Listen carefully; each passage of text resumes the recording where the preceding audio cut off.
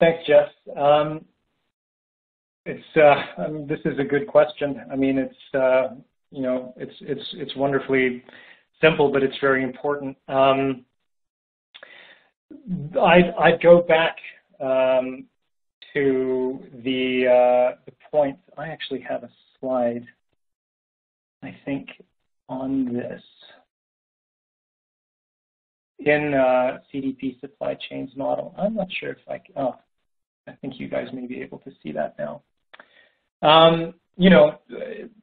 Choosing the supplier to engage with comes, at the start of a particular customer's journey in the supply chain model. So, identifying a strategic supplier, well, one of the most straightforward ways that you can do this is with a screening exercise of your suppliers.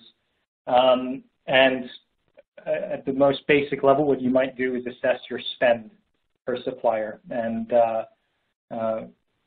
with that as the most basic information, and then, I want to be clear, and this kind of might go some way to answering a different question about the independence of assessing supply chain emissions versus having the collaborative process with the supplier to assess them.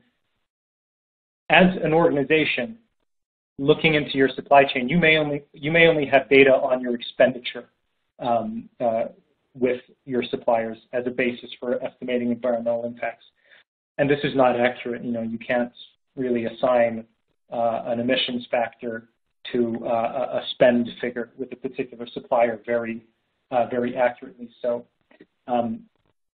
you need to be picking your strategic suppliers, those that might have significant environmental impacts, and your spend is likely a good proxy for that.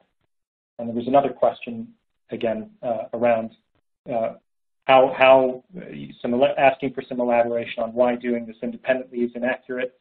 And it's really because you don't have the core activity data that's related to coming up with an accurate emissions figure. It's the supplier that owns that activity data. So I hope that answers the question some.